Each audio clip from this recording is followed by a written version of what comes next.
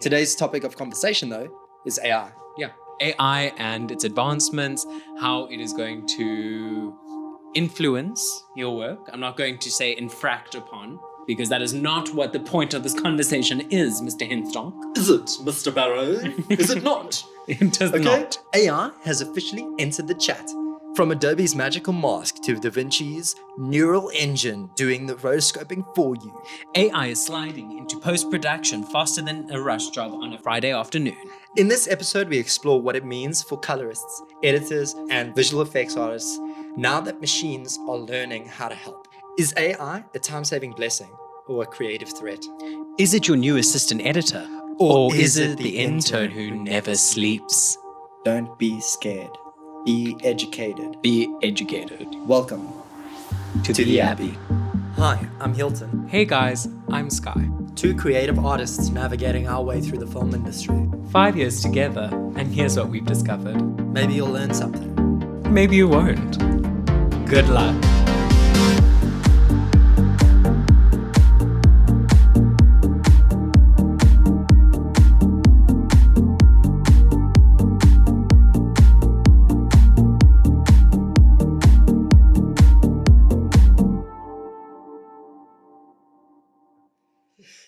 Hi guys, welcome to episode 2 of the Abbey. If you didn't notice, all of our music has changed. We got copy written. We got copyright strike. Listen, it happens. We're not as intelligent as we thought we were. We Yeah. were looking for royalty-free music for the initial campaign and completely messed up. Yeah. I mean, we have a subscription to Artlist.io, but we can't always find the music that we like on there. So we tried, or you tried Extreme. Yeah, but I thought if you had an account, it was fine. But my mistake. That's Yeah. okay. The previous song's changed now. So It's okay. It's better now. It's better now. Mhm. Yeah. It's more lo-fi, more chill. So you guys can step in here with a cup of coffee and actually be all right. Anyway, hi, Skye. Hi, Hilton. Welcome back to the Abbey. Why, thank you for having me. Episode 2. Oh, I'm so On this excited. rainy day at the Abbey. It is beautiful, though. This beautiful, beautiful rainy day at the Abbey. I don't know if you guys can hear it in the background, but let's push our mics in that direction. The dripping rain. Trickle, trickle. AI can't recreate that. No, AI can't recreate this beauty. Anyway, topically today, we want to talk about AI. Yeah, I Right. mean, it's featured a lot in... Actually, we brought it up, I think, in almost every podcast that we've had so I'm far. sure we did. So I was grading a scene the other day, and Resolve's AI tracker just did it. And quite frankly, I don't know if to cheer or to cry. Well, meanwhile, After Effects is doing all this crazy shit with music, ducking my music, pumping up VOs, duplicating audio. No, it is mad. In a world where AI is developing so quickly, is it a tool that we can rely on? AI is here to help, or is it here to haunt? Delicious. Big brain energy. Big bar one energy. It's that bar one energy from that midnight freaking delivery I did the other day. Anyway, starting pumping off the conversation. Yeah, we're talking about AI. And honestly, it's okay to be slightly nervous about it, but don't be scared. We're going to explain to you why your creative judgment matters, why your internship is not necessarily a threat, or at least how people should perceive it. Yeah. There are certain circumstances. There are certain circumstances, and with the rapidly changing scape, it can sometimes be a bit Overwhelming. Yeah. Good. There are places where you can fear it, sure. Yeah. But I think fear is something you need to understand where Don't- it comes from. Don't let fear control you. Let it motivate you. Let it motivate you. Take on the challenge. Take on the challenge. Do the thing no matter what. Bring the holy grenade. And the water of Versailles. Where's that line from? That's from Monty Python. Yes. Bring the holy grenade. Oh no, his blessings! Oh no, he's about to throw his blessings at me. First, you shall remove the holy pin. I don't know other words. I can't remember it either, but it's such a fantastic film. Hello, who is stomping on my roses. Yeah, but I mean, like, that was like one of, Holy Grail? the Holy Grail. I mean, Yeah. or not the Holy Grail, but Monty Python, an integration of animated medium into a live action space. Yeah, Oh, yeah, but that was all... that was on film. that was on film. That was on film. That was someone drawing stuff. That's what I'm saying. It's so impressive to actually go back and look at how far film has advanced. And even back then, because he was probably inspired by someone else and how he had adapted it into his work. I think that's what the takeaway should be. I mean, Film to digital film to AI.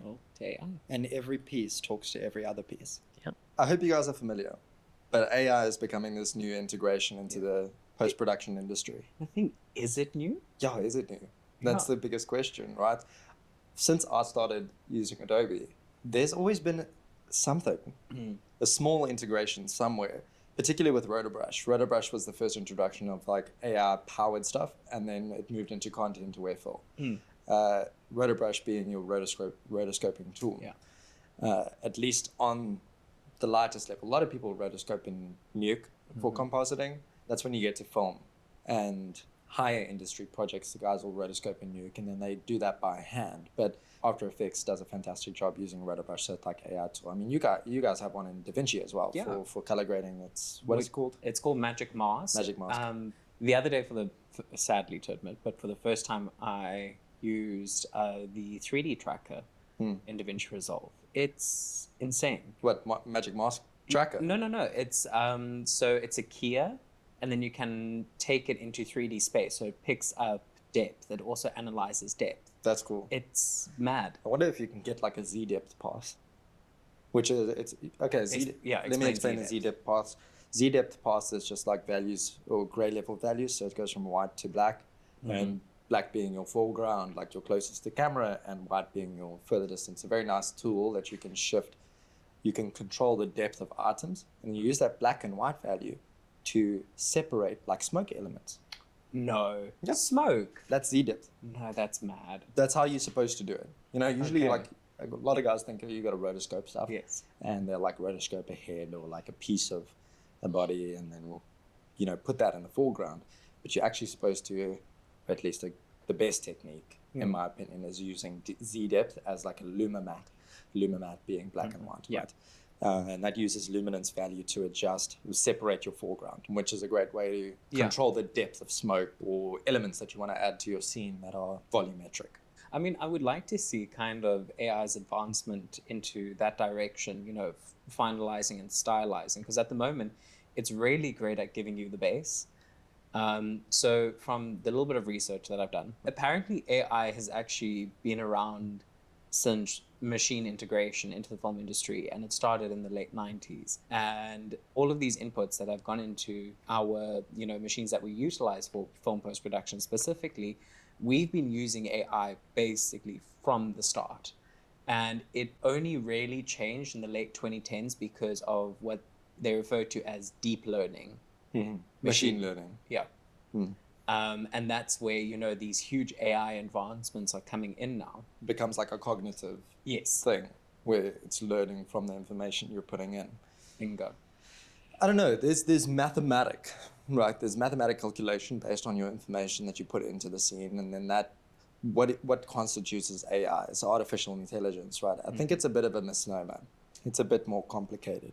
That machine learning baseline, it's just a mathematical algorithm that kind of takes out a bit of the effort. Yeah, the right? weight. Or The weight, load. the Yeah. boring stuff, so Yeah. you can focus on your creativity. There is a great example, actually, which was used in the latest Indiana Jones movie, which I quite love. With the deep faking. The deep faking with Harrison Ford. Yeah.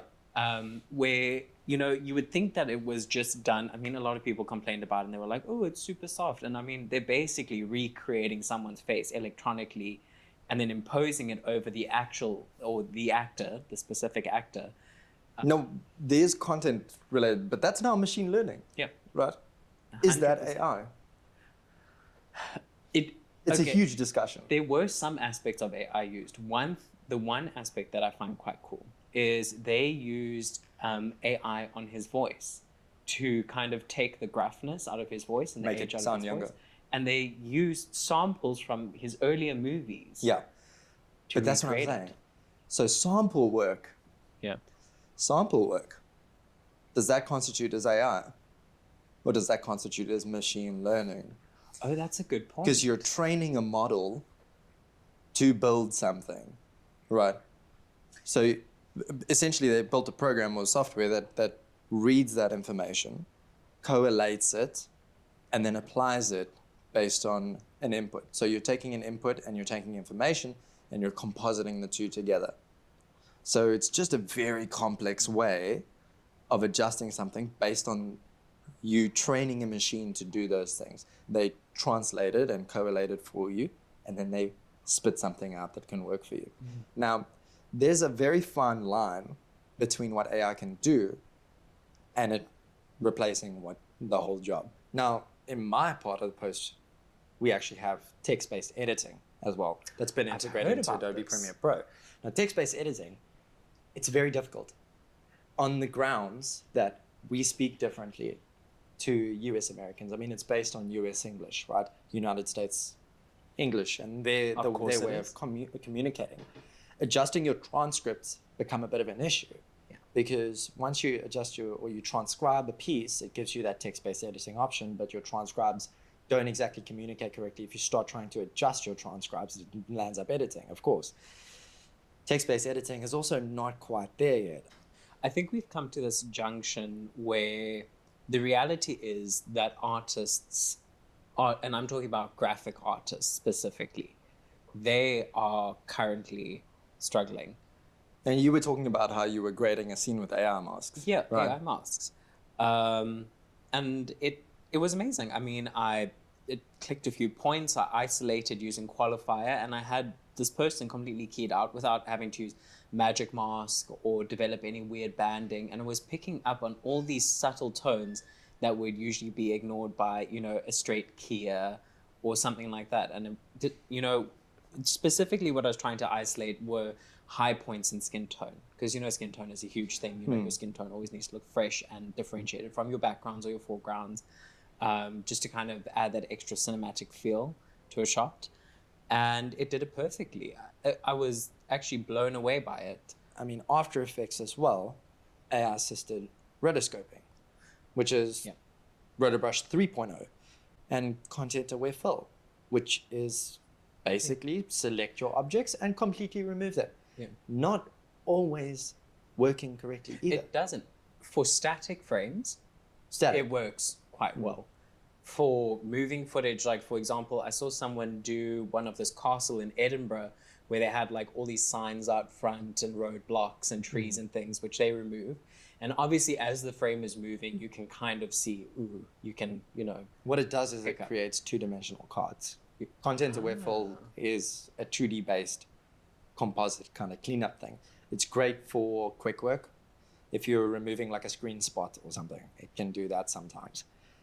There's very, very minimal ways in which you can use it effectively. And you have to really understand how that piece works and screw around with it a lot. I work on that job in Qatar, for instance. Oftentimes I shoot the show in Qatar, basically in the desert, and these cars drive around filming these guys going through the desert. Yes. Now, obviously, sometimes we catch a car on camera.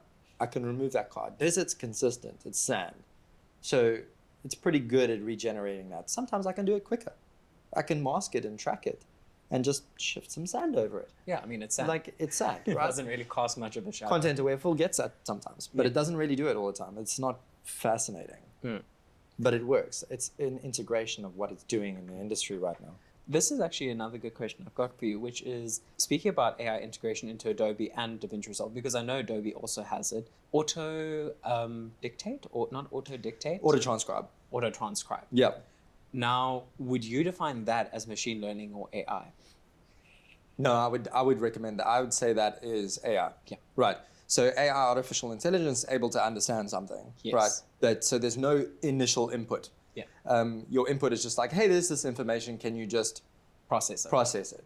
So yes, it is based on other information, but it's not your information. Yes. Right. So what it does is it just is able to recognize something without having a direct link to that thing. It's like being able to look at something and go, oh yes, that let's correlate this with something in real life, right? Mm-hmm. I have a bottle of wine, right? And Yes. you have a bottle of wine, Yes. right? But your bottle of wine doesn't look like my bottle of wine, Yes. right? But I can look at your bottle of wine and go, mine's fancy. ooh, that's a bottle of red wine, Yes. right? I didn't have to know or get told that that's a bottle of wine and that's a red wine made by Clos Malvern. Yeah. I can look at it and go, oh, that's a bottle of wine, because I know what a bottle of red wine looks like. So AI knows what a bottle of red wine looks like, and it looks at your bottle of red wine and says, oh, that's a bottle of red wine, Mm-hmm. right? That's, to me, is considered AI. Machine learning says, here's a whole lot of bottles of red wine, right? Of this manufacturer, blah, blah, blah. Can you take that and put that into this scene? That's machine learning, right?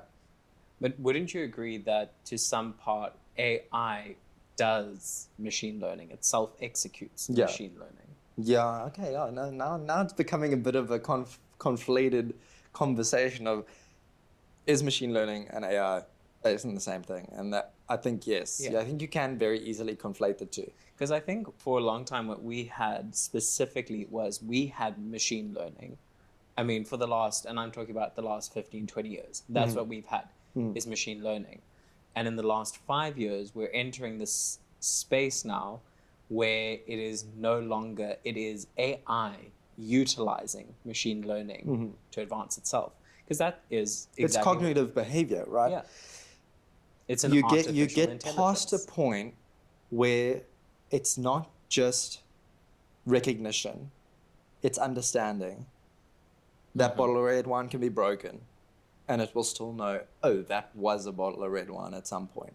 Yes. Yeah, the understanding of that. But yeah, so when you go back to auto-transcribe Yes. is fantastic. It is. Now it is AI, it's an AI-based thing. But God forbid it tries to understand an Afrikaans accent. Oh God, I forgot. It's like, ooh, this is Dutch. Yeah. This is Dutch. Like, This is a spicy Dutch. what country is this from? Sweden? From Sweden. Does it speak Swedishian? Even scary to think that like Afrikaans is now considered like, isn't it it's a dying language or a dead language? No, I think it's a dying language in my opinion. Dead language like Latin. Yeah. The reason why a language is considered dead is there's no evolution to it. So Afrikaans is still evolving as a language. I mean, new Afrikaans language becomes different every couple of years. You get introduced to new things, right? New concepts, new dialogue and stuff like that. Latin specifically is considered the dead language because it is used to name things. So it is constant. It doesn't change. One thing will always mean the same thing. There's no slang or reinterpretation of a word. Yeah. So it's a dead language, and that's what makes it useful. You know, we've got so many national languages as well. We've got 11 official national languages. Is Swahili one of our 11 official languages? From what I understand, English, Afrikaans, isiZulu, Xhosa, Tswana, Shangaan, Sotho, Swahili, Ndebele. Shit, there's a few more, I can't remember. Yeah. But those are the ones that I'm familiar with, at least. I don't know if it's Sotho and Tswana, I don't know, something like that. But yeah. It's okay. It's okay. It's still kind of fun to do that. Like, Yeah. I don't know any of them. I can't speak a single word. Can't even speak English. Yeah, I can't English correctly. Yeah. Oh, so just jumping back to that same kind of catharsis that you were following with earlier, which I think is actually such a good comparison where we were speaking about dead languages. Yeah. Is there still a place for old school film creators versus people that are utilizing all of the new advancements in film? Can we have this kind of coexistent state where we both have a department where we focus on more traditional film, Traditional executions? methods of working. Yeah. Here's the thing. We're going into an age of AI, undeniably. 100%. It's here. It's here. Like, it's already here. We're all trying to catch up with it. You know, when cell phones came out, it used to take like 2 to 3 years Yeah. before the next phone came out. Now it's like every year. I now mean, it's not like even every couple of months there's a new phone, right? Yeah, I think AI is even faster than that. it's Right. So trying to catch up is hard. I like to compare the transition from digital to AI in the same way as we compare film to digital, which was physical film reels, yes. into the digital space where people were started using computers. It's a very great conversation to have with your mother, because I had a long conversation with her the other day, Michelle. by the way. Yeah. Michelle Duvanier. My point being, I think we're going to get into a space where we're going to go out of digital and into AI, but we're still going to be using elements of digital. A great example for that would be after us separating from shooting on film and editing with film, and in 2018, 2017, that Cinderella film was released, which was completely shot on film, shot using film cameras and developed on film. Which Cinderella was this? The live action remake Cinderella, which was all shot on film. I don't know if it was processed using digital processes, but it was all shot on film. This is the integration, right? Yeah. Exactly. It wasn't all processed on film. It was filmed on film. Yes. And then that was processed in a film studio, in a red room or whatever, however they decided to do it. And then it was taken onto a digital space. So they got the film look that you can get from a film reel. And then it was pulled into a digital studio, worked on and delivered, etc. Of course, you had to do that. Yes. Right? No one's sitting there with a massive freaking LTO machine running tapes. Yeah. I still think there is very much still a space for traditional work, and a great person to look at, for example, is Matthew Swanepoel's wife, Shah. She does a lot of her photography on film. Yeah, film things. But exactly. That's the thing I'm saying, is there's this combination, this integration of all the elements that we have. It becomes an asset. It becomes a tool. It's not a replacement. Digital is an asset. It is a tool that helps us make film better and faster and get it to audiences quicker and effectively. It also manages consistency. AI, however, I don't know. Yeah, doesn't have It's not there the yet. level of consistency yet, and that's the key word. Is Yet. There are pieces of the industry that are completely run by AI that do have consistency, in my opinion.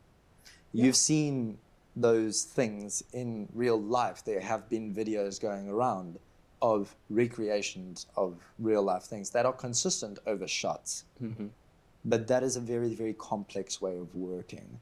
It's not efficient yet. Once we get to that stage of efficiency, and it can be handed out like hotcakes, and everyone's playing with it, and everyone's working on it, studios are going to have their own AI departments.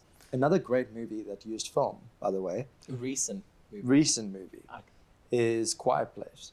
No. Which one? A Quiet Place, the first one. The first one? Is all filmed on film reels. No. Yeah, I mean, how do you think they got everything shot in such like low lighting and darkness and all that Oh, stuff? that's true. It is so brilliant because it was all filmed on film reels. No, it just shows you that, I mean, there is still a place for it. I mean, the sad reality is that, yes, a lot of these larger companies, and especially when they go into marketing and they're looking at doing commercials or campaigns or social media campaigns, whatever it is, the reality of it is they're always going to take the quicker and cheaper option. Yeah. Have you heard about the strikes currently going on in the US? Oh, the SAG-AFTRA strikes. Yes. So where initially it was thought that they were striking against the use of AI in the industry. Like full AI takeover, like just putting out voices. Well, that is what we thought, but now it's actually become a case of studios wanting to buy people's likeness. Taking their voices. Well, that's what I would assume happens, is essentially what they would do is they would pay someone, they would have them read a long-ass script, and they would have that put into a database where they could generate this person's voice now for future use in work.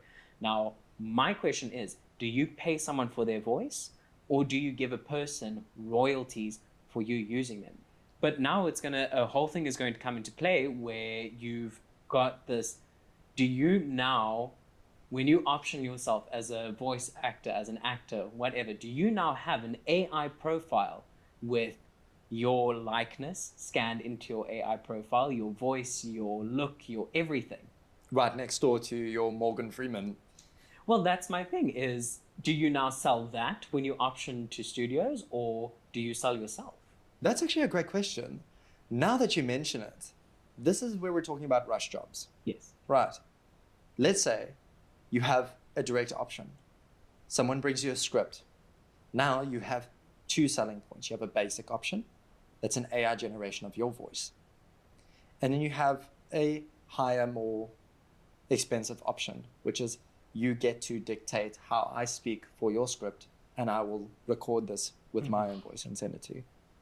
So you can get a standalone, which is specifically me recording your script with my original voice, tonalized to the way you want to direct it.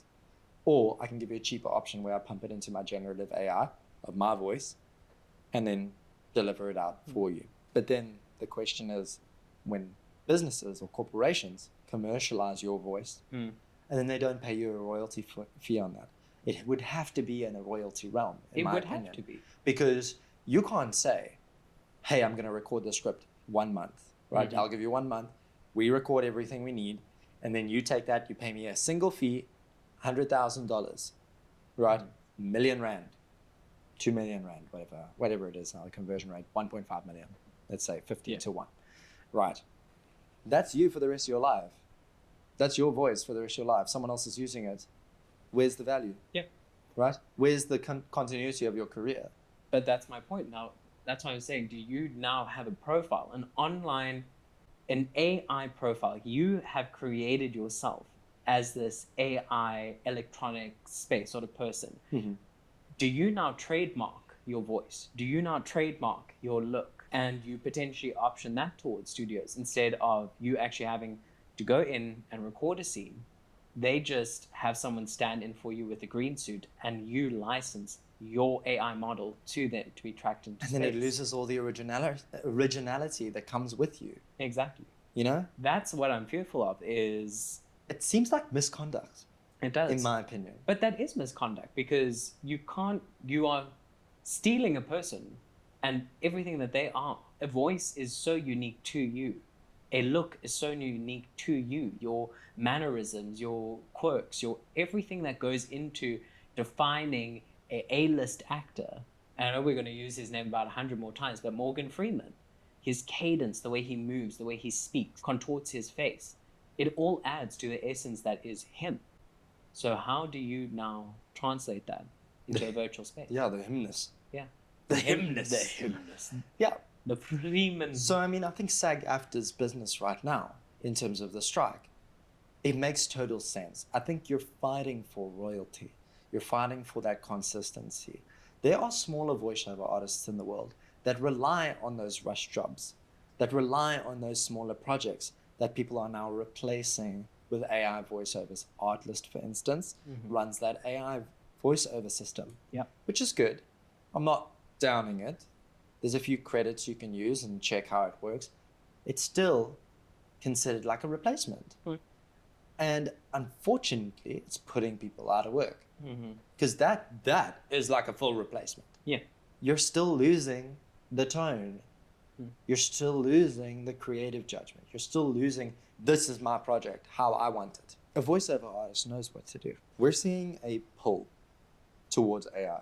It's being used in storyboarding already. We are getting PDFs from clients going, hey, look at our ideas. And they've basically gone and built imagery based on AI. Yeah. And we can still see the issues. I can still see issues. 100%. I got a brief the other day where there was a photograph in the storyboard of an octopus behind a office desk with 15 tentacles. It's like, I know. Yeah, I know this was AI generated. You know it's AI. But it looks good. It's not right, you know. But it's a storyboard. So It's I a mean, storyboard. whatever. But it gets the idea across, right? It's great for conceptualization. It's great for developing your mind, or at least helping you understand how you're thinking. No, I completely agree. I think it's a great way to get your ideas out quickly. I think it's perfect for storyboards. I do personally feel that there should be limitations set on how much AI can infract on certain departments work, I don't think that AI should run a studio. What's AI actually doing in the industry right now? Quite frankly, it is a tool. That is what it is. What's it doing in DaVinci? Honestly, and this is to everyone out there, it is just making everything easier. From the neural engine for face tracking, smart reframe, AI masking for color grading. They are just tools. It will never be able to self-execute these things for you. Another sort of AI tool in DaVinci, which I did some reading up on, is automatic grading function that you can right-click on a still frame and it will try and emulate that same color display onto your current shot. And I'm assuming what it does is it uses raw space as a reference and it tries to replicate that same build of color. But So you can have a photographer on set yes, pull one of his stills yes, and say, well, the director can say, okay, we graded this in Lightroom or whatever. We've gone and adjusted this still.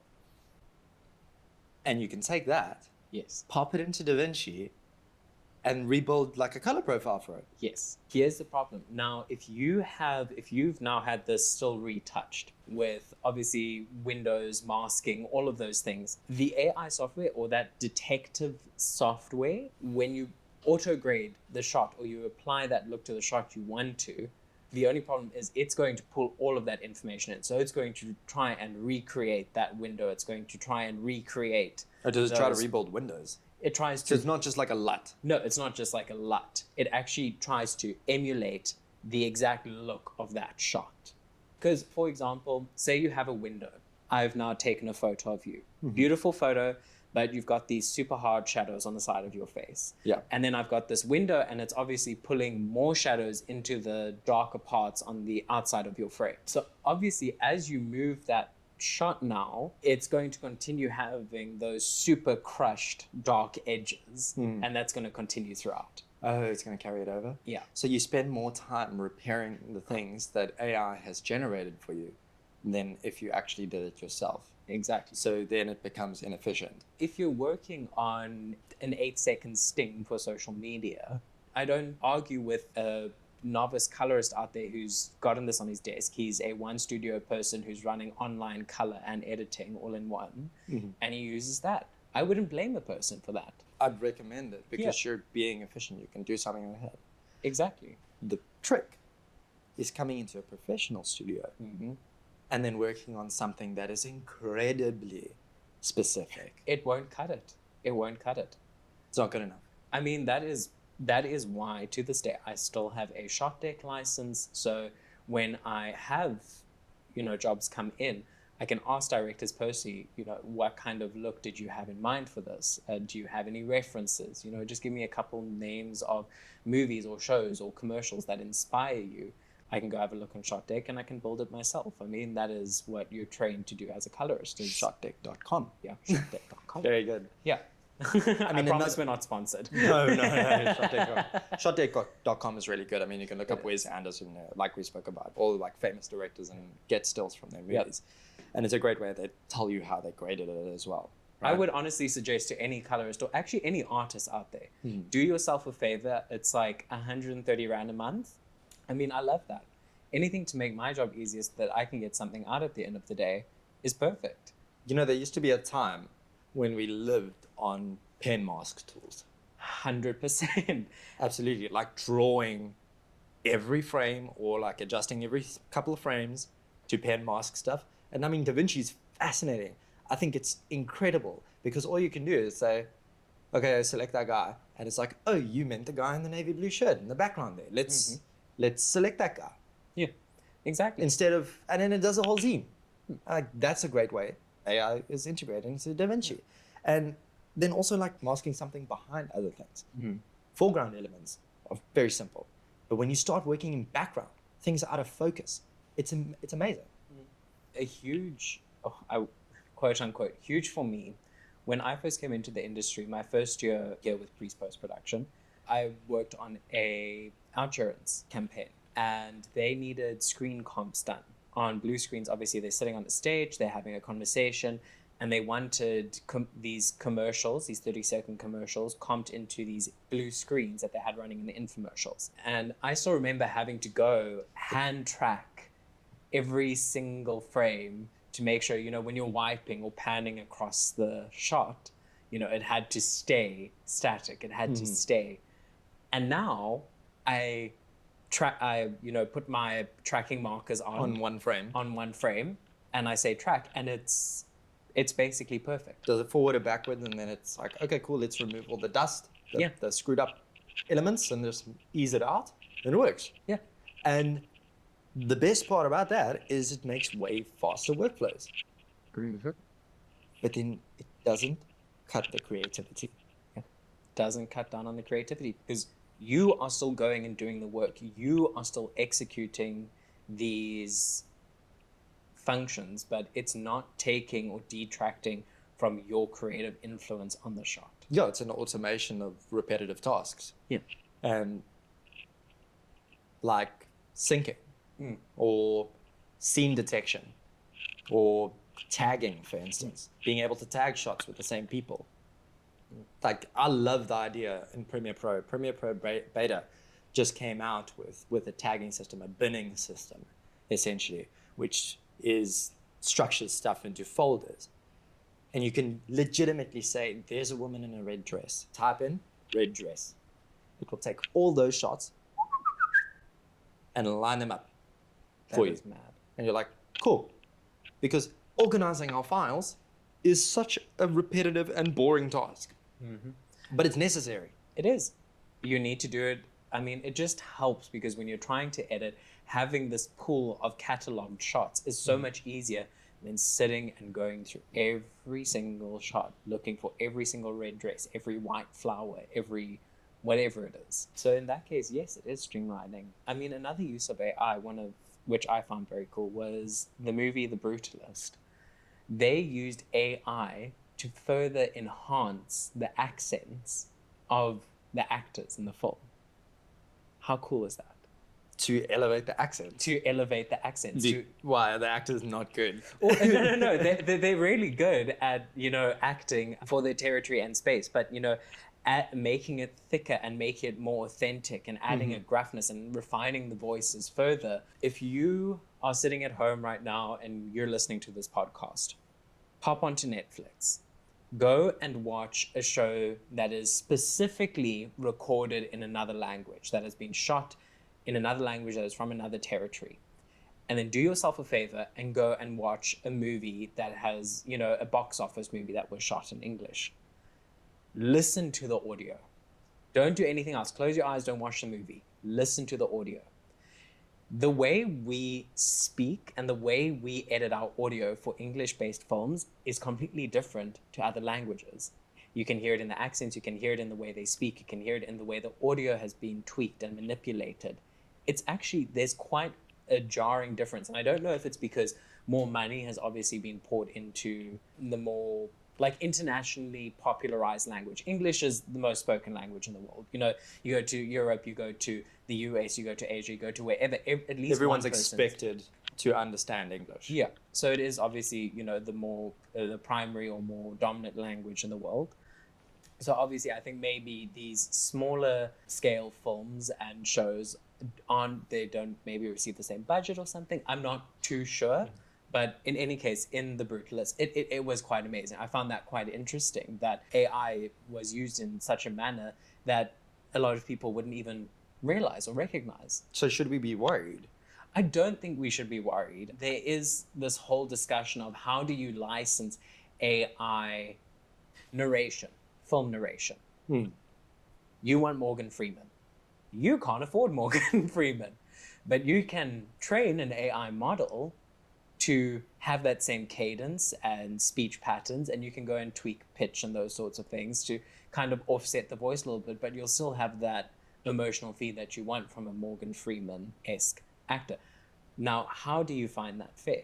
For example, there was a documentary which was done with Anthony Bourdain. Bourdain. Yeah, Anthony Bourdain.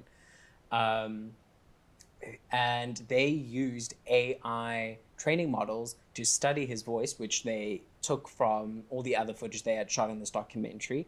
And then they used AI to generate openers and closers for the promotional work. So they wouldn't have to call him back in to record more. So Wait, he already featured on this documentary? yeah, this is already like But they needed additional narration from his voice. So they constructed a model that could dictate yes, what he was saying in his voice. yes, So that was permissive, yes, right? It's allowed because he was yes. he featured was in that. Featured in The documentary. dangers, or what we should be worried about, is stealing content like that. Oh, 100%. You know, being able to go, I want a Morgan Freeman voice. Morgan Freeman, no. You can have Morgan Freeman promoting nuclear weapons. Yeah. The amount of fake content developed by AI, and we're not educated to recognize that as normal people. Not like I say normal people, being people who are not familiar with the aspects of AI and the capabilities of AI, find it very difficult to recognize the difference between reality and fake content. And then people go out and spit this out as fact. Mm-hmm. I still think it's not right to put words into people's mouths and use their imagery without their consensual agreement. Now, it's unavoidable that you have to be able to recognize the patterns. Deep faking is a big problem. Yeah, deepfaking is a huge problem. I think a huge part of it is scams. You know, people getting scammed. And people using AI models to scam the, you know, more susceptible. It's terrifying. I mean, let's look at an instance where, okay, we both agree we love Johnny Depp. Oh, we love Right. Johnny Depp. We Oh, love Johnny Depp. he might be stinky, but he's hot. My point is, could you imagine if this technology existed when we had the whole Johnny Depp saga, and someone, without knowing, and the world didn't really know about it, if this existed and it was quiet, and someone designed a piece of video of Johnny Depp beating up Amber Heard, Yeah. how much would that have affected the case? Then everyone would decide it in different terms. There's a whole conversation there, right? It's just an example. Yeah. But at the end of the day, the influence of that, you can have freaking Elon Musk promoting something ridiculous like skincare. Yeah. And like that's absurd, right? There's certain absurdities. It's like you can't have famous people promoting content that they don't stand by, you know? Yeah. You could have a whole nuclear war based on fake content. It's absurd. That's where we should be worried about it, is the misuse, the misconduct of individuals, misrepresenting the world and the actions in reality, posing it as reality. In our industry, I think we should be grateful in some circumstances for AI and how it is actually advancing our workflows and speeding us up. The thing is, budgets are getting smaller. They are. Time is getting shorter, and the expectations are getting so much higher. We have to be able to allocate time for our creativity. If we spend all that time syncing audio or collecting stuff and organizing things, where are we ever going to find the time or the money to be able to do the creative work? We should be grateful for that in those circumstances. The fear is not, is it going to replace us? The fear is this going to be a problem? I don't think it will ever be a problem. I think a huge part of the fear also comes with the fact that we are talking about artificial intelligence, something that is, even while we're sitting here, it is busy processing billions of codes of information while you and I are sitting here right now. And it is doing it in the millisecond. Infinitely. So I think a huge part of the fear is how do we keep up with the people utilizing AI? It's how do we as humans keep up with AI itself? My fear is the loss of junior roles. The first task a junior will come in here to do is the shit we don't want to do. And now that is being taken over by AI. That is how a lot of people get into the industry, is by becoming a junior, by becoming the runner, by understudying and learning and understanding. And of our schools, jumping back to our podcast episode last week, coming into the industry and how schools are not properly preparing film students. If schools are already not doing that, how are they going to leave a school, go into a field and already be a professional. Yeah, you at- can't jump straight to senior. You can't jump straight to senior. And that's fearful. I mean, that's why I trained Tim, for instance, when I trained Tim in the industry and a few other interns that have walked through the store. My first thing is, here, this is how we used to do it back in the day with the pen. This is how you draw. There needs to be conceptual behind what you're doing. You need to understand why and how it's being done. And then I will teach you how to use the AI tool so you can speed it up. Because when the AI tool doesn't work, you need to be able to do the original thing. 100%. You need to be able to roll back. You need to know the method behind the madness. Yeah. Listen, this is also not us shitting on a 17-year-old out there who is currently making a 19,000 Rand salary a month for themselves, utilizing AI to do His job. post-production work. That's not what this is. If you've cracked it, Go for it. go for it. Yeah, if you're doing well for yourself, continue doing that. But also understand that you are going to eventually, just like you hit a wall when you first start out in the film industry, you know, we've all hit it. There will be times. There will be times where you hit a wall and you're like, well, I've made it to the point that I want to, and now I need to know how to advance. Yeah. The same thing is going to happen with AI, where it is not intelligent enough to execute all the parameters that you want to. I mean, we're really skipping the character building suffering. Yeah, exactly. You know? I'm not sure if that's a good thing, but but like, I mean, the suffering is a big part of developing character. Yeah. Yeah, we're not trying to be mean. We're just trying to be effective. You have to be able to understand it. You have to be able to do those things. And yes, there are faster ways to do it, sure. And we do teach those things. But understanding the fundamentals, that's how you're going to get it right. Yeah. You know, when you hit that brick wall, when you find that shot that doesn't work, you have to know 500 ways to do one thing. You do. You need to know how to do it. And unfortunately, no one is going to sit and hold your hand and, you know, teach you. These are things that you have to go and explore for yourself. And it's grueling. It's horrible. And something I would love to talk about is also coming to the reality that throughout your career, there will be points where you do have to suffer for your love of the craft.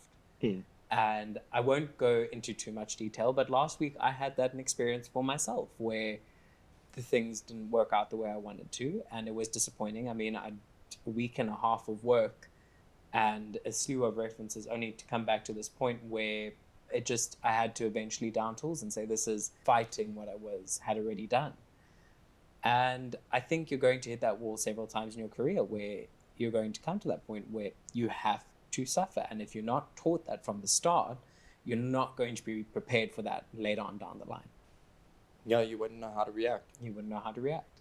Being able to understand when you need to step back is almost as important as knowing when you need to work overtime and put your ass on the line to get out a product.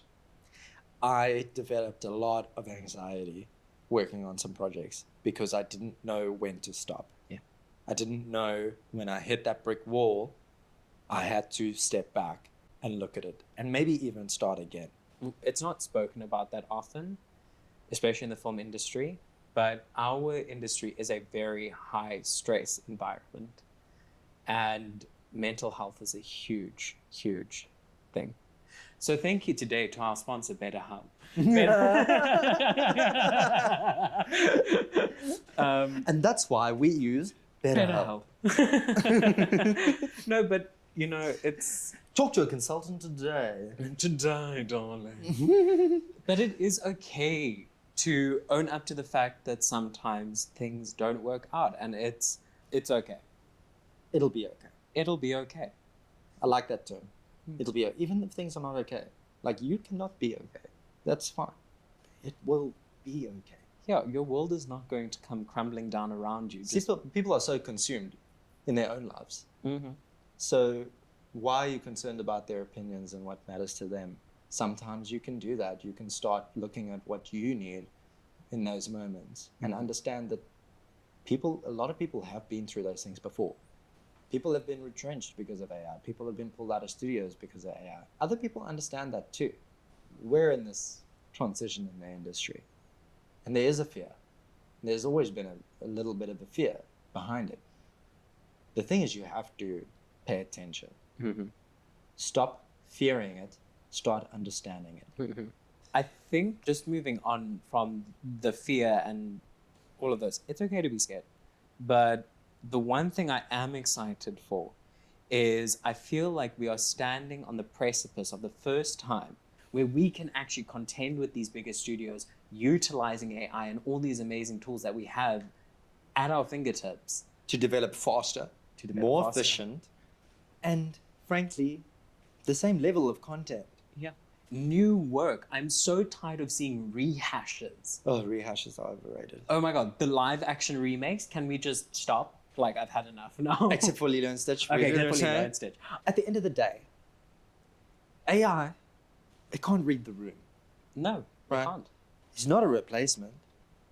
I can't tell AI a story and get pumped out a pure video that I can send to Netflix and Prime or freaking Disney and go, hey, here's my movie. It takes people to understand what someone wants and prepare the nuance that comes with filmmaking.